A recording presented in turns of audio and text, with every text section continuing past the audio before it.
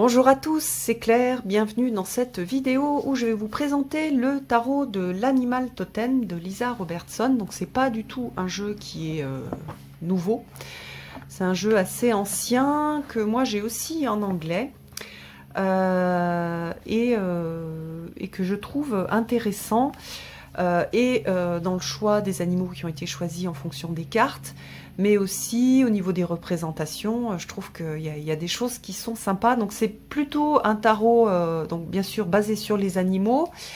Donc ça va être un tarot qui va être moins facile peut-être à interpréter tout de suite. Assez souvent en fait, moi comment dire, avec ce tarot-là, je vais tirer peu de cartes et je vais aller... alors soit... Enfin, non, si je veux utiliser ma connaissance du tarot, je ne vais pas forcément utiliser celui-là. Je vais l'utiliser parce que j'ai envie d'avoir cet environnement d'animaux et puis pour avoir des messages pour compléter d'autres jeux, par exemple. Alors, donc dans la version française, donc on a un gros guide. On a un pochon pour mettre les jeux qui est bien utile parce que... en fait, c'est sous forme de 2 tas, donc on ne peut pas le remettre dans la boîte si on veut l'utiliser souvent, c'est pas facile. Et puis, donc, on a les 2 tas avec donc, les cartes. Voilà. Hop. Alors, la présentation est très différente du jeu en anglais. Je préfère la présentation du jeu en français. Pour la bonne raison que la qualité des cartes et des illustrations est meilleure. On a du brillant, du coup les illustrations ressortent bien. Voilà, on a plus de contraste et puis voilà, on a un bord doré. Alors sur ce jeu-là, ça me gêne pas, alors que c'est un jeu naturel. D'habitude, sur les jeux naturels, j'aime pas trop. Mais sur celui-là, je trouve que ça va bien. Donc, on a vraiment des jolies cartes. Je vais vous les montrer, puis on parlera du livre après. Avec pas mal d'animaux, donc 78, avec des liens qui viennent, par exemple, directement. Là, le magicien, avec ce côté d'intelligence, avec ce renard qui saute, je la trouve très chouette. Donc la grande prêtresse avec la toile d'araignée et le lien à la lune, c'est sympa. L'impératrice, on a un yak. L'empereur, un gorille. Donc on a cette représentation de force. Le hiérophante. Donc vous voyez que ce n'est pas seulement des paysages naturels, on va avoir aussi des additions de choses humaines, comme par exemple ici les clés, pour donner un peu plus de direction au niveau des cartes. Donc les amoureux avec cette rencontre, ça fait très yin-yang. Chariot. La force, donc là on a des éléments humains. L'ermite. La roue de fortune, la justice, le pendu, la mort, j'adore cette carte de mort, j'adore le vautour au niveau de la représentation de la mort est très intéressant puisque c'est un charognard, donc il recycle, donc il y a cette idée de recyclage. La tempérance, le diable, la tour, l'étoile avec la perle, j'aime beaucoup cette représentation aussi, et avec cette idée de phare aussi, de phare dans la nuit, donc voilà l'idée de l'étoile du berger ou de la guidance à travers les étoiles, que ce soit de l'astrologie ou de la guidance classique. Voilà, pendant longtemps on s'est dirigé en suivant les étoiles, la lune, le soleil, le jugement. Celle-ci m'a fait rire avec cette idée de jugement et presque voilà, est-ce que vous avez été sage? Est-ce que le Père Noël va vous apporter des cadeaux? et le monde. Il y a pas mal de... On sent de l'amour pour les animaux et puis aussi parfois de l'humour aussi, et j'aime beaucoup. L'as de bâton avec la luciole, très sympa. Le 2 de bâton. Le 3. J'adore cet oiseau qui fait, je ne sais plus comment il s'appelle, qui fait un petit nid. C'est un vrai constructeur. C'est super joli. Il ramasse des petits trucs qu'il met pour décorer. C'est vraiment chouette. 5 de bâton. Le 6. Le 7. Le 8, le 9. Donc, vous allez voir, dans le livre, il y a pas mal de choses qui sont intéressantes. Donc, c'est plus agréable de l'avoir en français aussi qu'en anglais. Parce que ça permet voilà, une lecture plus facile. Ça demande moins d'efforts pour les francophones. 2 de coupe avec le Bernard l'Ermite. Le 3. 4, le 5, vous voyez, on a un ragondin qui est blessé. Le 6 de coupe, j'adore avec les loutres, ça va tellement bien ensemble. L'esprit jeune de la loutre et joueur. Le 7 de coupe, le 8 avec le saumon. Le 9 et le 10 avec la famille... de manchot, le valet, le cavalier, la reine. Donc il y a des animaux qu'on ne fréquente pas forcément en Europe, comme celui-ci. Mais malgré tout, je trouve qu'il y a énormément de... Elle a choisi des animaux qui sont pas trop exotiques. Et donc on peut assez facilement comment dire... La très grande majorité, ce sont des animaux qui sont connus. Donc, donc on peut, comment dire, faire ce travail d'animal totem, de connaissance de l'animal et de lien entre l'animal et la signification. Et donc demander aussi à l'animal de l'aide. Et il n'y a pas que des animaux qui sont mignons. Voilà, on a aussi d'autres animaux qui sont moins aimés, comme la taupe.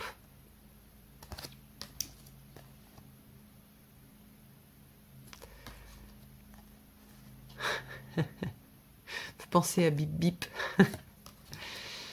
Le cavalier d'épée, la reine d'épée.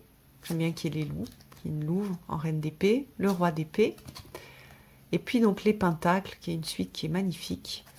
L'as de pentacle, le 2,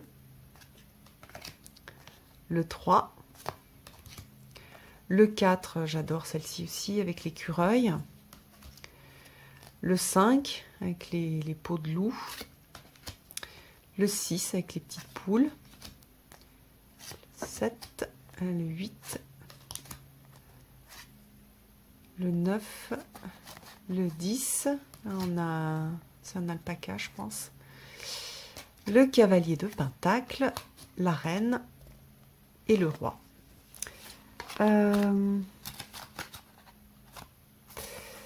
Donc voilà pour les cartes. Alors le bouquin, c'est un gros bouquin.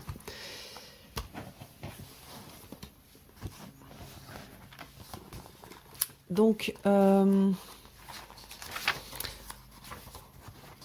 a une préface avec une explication, une introduction, le tarot pour les néophytes, aligner l'énergie du tarot sur celle des animaux, comment faire une lecture, les animaux de pouvoir, les animaux totems et les animaux guides, avec des explications. Donc moi j'ai un défaut sur mon livre. Les énergies élémentaires liées aux différentes suites, les animaux que l'on craint, donc ça c'est super intéressant. Voilà, donc elle donne un exemple. Elle a très peur des serpents et les serpents donc la terrifient. Ils incarnent un besoin de se débarrasser des anciennes façons de faire, d'être et de penser. Les serpents nous demandent d'accéder à notre propre pouvoir en abandonnant ce qui ne nous sert plus. Voilà, il tente de passer à autre chose. Donc voilà, et elle a ses petites habitudes. Elle n'aime pas renoncer aux choses bien établies une fois qu'elle se sent à l'aise. Voilà, et elle explique donc sa relation avec cet animal. Donc il y a vraiment cette idée de, elle n'a pas représenté les cartes seulement en suivant le tarot. Il y a vraiment l'idée de l'animal de pouvoir. C'est pour ça aussi que j'ai bien accroché avec ce jeu-là. Donc on va regarder comment est-ce que c'est voilà, comment est-ce que c'est organisé. Donc ici, on a le fou avec la sauterelle. J'adore cette carte, elle est vraiment chouette. Et puis je vais vous lire le message de la sauterelle, parce que les messages sont franchement les parties du livre qui sont presque les plus intéressantes. Alors, il y a quelque chose de libérateur dans le fait de ne pas connaître exactement le déroulement des choses. L'odeur d'une toute nouvelle aventure chatouille le bout de mes antennes. Elle me fait frissonner, et avant que j'aie le temps de m'en rendre compte, je me retourne et j'atterris dans sa direction. Au fur et à mesure que sa vibration s'intensifie, je fais encore plus confiance à ma boussole intérieure, jusqu'à ce qui m'était autrefois inconnu devienne enfin connu. Ensuite, on a vraiment une explication du lien entre la signification de la carte et l'animal. Donc vous voyez, bien connu pour ses capacités à effectuer des sauts, la sauterelle est dotée d'une habileté beaucoup plus impressionnante, son sens de l'odorat. Elle se sert de ses antennes comme un dispositif qui combine à la fois l'odorat et le toucher. Donc tout le travail que moi je vous proposais de faire, de connaissance d'animal, de pouvoir quand vous avez un jeu, tout ce travail-là, il est fait dans ce jeu-là, c'est déjà écrit dans les significations. Donc après, on a des significations pour les affaires et la carrière, pour les familles et la relation, pour la santé et bien-être. Et puis, on a des questions à se poser pour la carte du jour quand on fait du développement personnel. Quel est l'aspect de ma vie que j'aimerais changer, mais sans décider, parce que on craint de paraître... qu'on n'arrive pas à se décider par contre, oh là là, décidément, je crache tout, je retrie. Oui, mais sans vous décider parce que vous craignez de paraître stupide. Que signifie pour vous suivre son intuition? Si vous pouviez faire, être ou avoir quelque chose en ce moment, de quoi s'agirait-il? Donc vous voyez que ce sont des questions de développement personnel, de reprise de pouvoir par rapport aux cartes. Voilà. Alors on peut regarder une signification famille et relations. Donc les relations sont risquées en ce moment. Avec les gens, rien n'est jamais garanti. Et si vous nourrissez des attentes, vous risquez d'être déçu.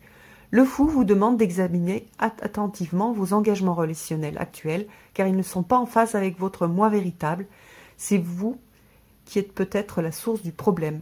Donc il y a quelque chose qui est très axé guidance, malgré tout, pour chaque signification divinatoire. Donc on va avoir ça pour les majeurs. Ensuite, on va avoir la présentation des familles royales. Donc ce sont les cartes de cour, avec, même chose, un message. Les messages sont vraiment beaux, je vous en lirai par exemple ici. J'adore que la reine de Pentacle soit un cochon. Vous allez voir, il n'y a rien de plus agréable que le soleil sur ma peau et le vent dans mes poils. Avoir du temps pour moi est le meilleur moment dans ce monde sauvage. Pas d'interruption, pas de conversation constante, juste moi et tout ce que je dois faire pour moi-même. C'est pourquoi pendant mes journées spéciales, vous me trouverez dans les bains de boue. Prendre soin d'elle-même est le meilleur soin qu'une reine puisse demander. Alors, l'énergie du cochon a longtemps été associée à la chance en abondance. En Chine, les couples planifient des années à l'avance d'avoir des enfants pendant l'année du cochon. Dans la culture celtique, le porc ou le cochon est considéré comme de bon augure. Peu importe comment vous tranchez le bacon, le porc est synonyme de chance. et il le sait, ce qui explique pourquoi il est toujours le premier à s'offrir du temps pour soi.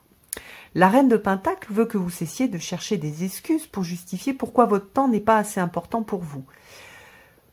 Pourquoi pouvez-vous libérer du temps pour les autres, mais pas pour vous-même? La suite des pentacles est associée aux ressources comme le temps, l'argent, l'énergie, la santé, et ce porcelet sur la carte veut savoir si vous utilisez d'abord ces ressources pour prendre soin de vous-même. Il est important de prendre soin de soi, mais tellement peu, d'entre nous le font sur une base régulière. La reine de Pentacle veut que vous preniez le temps maintenant. Réservez du temps pour un massage, prenez un jour de congé, offrez-vous de nouvelles chaussures. Bref, à l'instar de votre âme, faites tout ce qui vous donnera l'impression de nager dans l'abondance. Et ayez confiance en la bonne fortune du cochon pour vous bénir en retour. Donc voilà. Et puis donc ensuite on a des cartes. Donc vous allez pouvoir utiliser ce jeu-là pour faire de la divination et aussi bien sûr de la guidance, donc de la divination intelligente avec de la guidance. Et des cartes il va y avoir des cartes aussi de développement personnel. Donc on va avoir aussi dans les cartes du développement personnel et des possibilités d'écrire sur un journal en se posant des questions, voir un petit peu les questions que vous avez à vous poser en ce moment. Donc c'est vraiment un jeu bien fait. Et puis ensuite, donc on a de temps en temps, il y a des notes qu'on peut prendre des endroits où mettre des notes. Moi ça je l'utilise pas, je préfère le faire dans un journal à part. Et puis on a la même chose pour toutes les cartes, même pour les mineurs. Enfin les cartes numéraires. Alors, chapitre 8, il y a explorer votre jeu. Donc avec un guide pour apprendre 3 tirages qui fonctionnent bien avec ce jeu en particulier. Donc le premier, c'est le mât totémique intérieur qu'elle a trouvé dans les œuvres de Ted Andrews, qui est vraiment quelqu'un qui a énormément travaillé et contribué à la connaissance de l'utilisation des animaux de pouvoir. Donc voilà, il y a cette proposition. Donc voilà, la terre sur laquelle vous grandissez, les racines, etc. Avec donc beaucoup de textes. Donc c'est pas juste un mot-clé, mais pour chaque carte, on a pas mal d'explications sur comment l'interpréter, en quoi elle est importante, cette carte. Ensuite, on a un tirage de l'archétype pour explorer les visages et les énergies des familles royales. Et puis, un tirage concernant une situation. Donc, voilà. Alors, en résumé, c'est un des jeux avec des animaux totems que j'aime beaucoup. J'aime beaucoup au niveau artistique. J'aime parce qu'il est assez simple et il est très proche de la nature et de la réalité des animaux. Et puis, surtout, je trouve le livre très très bien fait. Voilà. Donc, c'est un jeu, je suis super contente qu'il ait été traduit et je pense qu'il est un peu méconnu, alors qu'il y a pas mal de gens qui pourraient bénéficier de sa sagesse et puis de sa beauté. Voilà, je vous embrasse tous et je vous donne rendez-vous pour une prochaine vidéo. À bientôt!